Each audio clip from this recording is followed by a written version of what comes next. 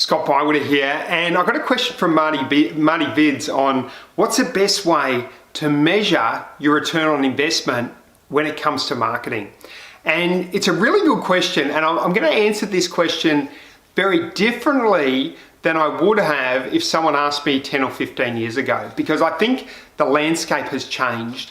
And in a lot of cases, what I'm finding, it's not the one thing which is driving the return on investment. So it's not like I can say, hey, I sent out this sales letter and I got X result. In some cases, yes, we can do that. So a very simple way of doing it is, and a linear way of doing it is, let's say you go, okay, I'm going to target these 100 people with direct mail, and I spent $300, $500, $1,000, whatever it was on that direct mail campaign, and I got $0 back, I got $10,000 back, I got $50,000 back, whatever that dollar number was, and that's great. That's very, very easy to measure. It all fits into a box. It's perfect. You've got it all there. However, what I'm finding more and more is that sometimes that's not possible. Sometimes there's multiple players in the mix, and there are things we can do online, like we can set up UTM codes and parameters and that sort of thing,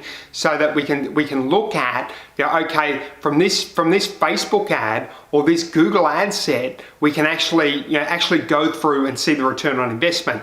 And I would recommend doing that as well. I think that's highly worthwhile.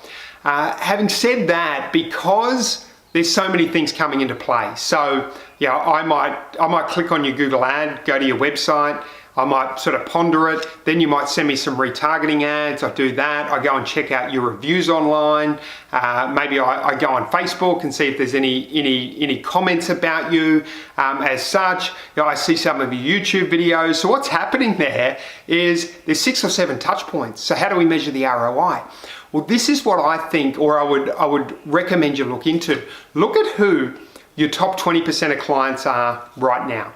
So look at who they are, consider who they are, and then reach out, jump on the phone with them, and do. And this is something we can do for you as well. And we're doing a lot of this now. Is buyer persona research, where it's like doing deep dive surgery to understand the buyer's journey.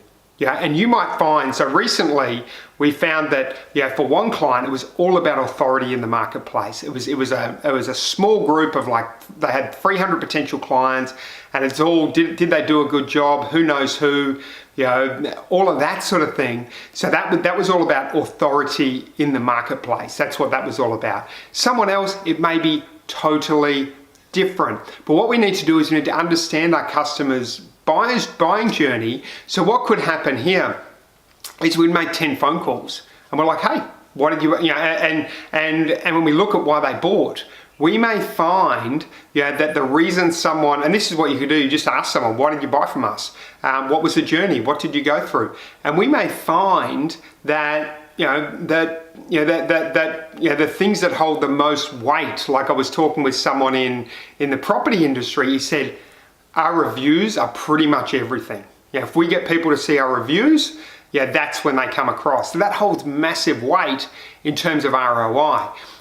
So in that case, we want to be putting much more investment into getting more and more reviews, and even running Facebook ads with testimonials and sending people back to the reviews as an example, which isn't a direct, I came from a direct marketing background. It's like, we spent this, we got this back.